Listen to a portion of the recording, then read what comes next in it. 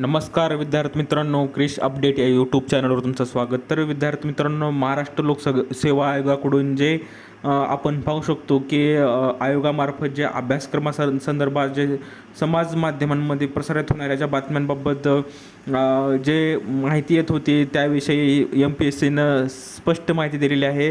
तर या व्हिडिओमध्ये आपण पेपर पॅटर्न MPSC कसा घेणार आहे त्याबाबत आपण माहिती कडून आलेली आहे. तर सर्व माहिती आपण या व्हिडिओमध्ये पाहणार आहोत. तर विद्यार्थी मित्रांनो, तुम्ही जर पहिल्यांदा चॅनलवर आला असता तर चॅनलला सबस्क्राईब करायला विसरू नका, जेणेकरून नवीन अपडेट भरतीविषयी सर्व माहिती आपण या व्हिडिओमध्ये तुम्हाला लवकरात लवकर तुम्हाला मिळून जाईल. त्यासाठी चॅनलला सबस्क्राईब करायला विसरू नका.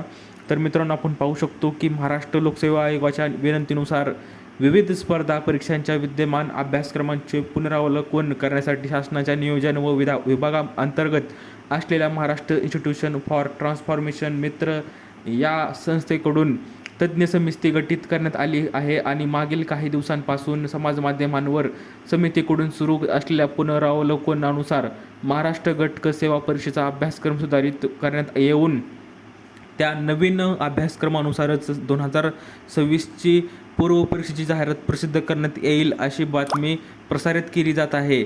परंतु आपण याबाबत सर्व संबंधित परीक्षार्थी उमेदवारांना सूचित करण्यात येत आहे की MPSC आयोगामार्फत अभ्यासक्रमाचे पुनरावलोकन करण्याची प्रक्रिया ही निरंतर स्वरूपाची असते आणि त्यामुळे एखाद्या स्पर्धा परीक्षेचा अभ्यासक्रम बदलण्यापूर्वी नियुक्त केलेल्या समितीमार्फत प्राप्त झालेल्या अहवालास आयोगाची रीतसर मान्यता येते आणि त्यानुसार परीक्षा योजना तयार केली जाते. तसेच त्या संदर्भात पत्रक देण्यात येऊन उमेदवारांना परीक्षेची तयारी करण्याकरिता पुरेसा कालावधीसुद्धा देण्यात येतो आणि त्यामुळे सद्यस्थितीत 2026ची महाराष्ट्र गटकची सेवा संयुक्त पूर्व परीक्षा व मुख्य परीक्षा या विद्यमान क्रमानुसारच घेण्यात येणार आहे आणि सदर परीक्षेची जाहिरात लवकरच प्रसिद्ध करण्यात येईल. तरी उमेदवारांनी कोणत्याही अफवांवर विश्वास ठेवू नये. काही शंका असल्यास आयोगाच्या कार्यालयाशी संपर्क साधावा.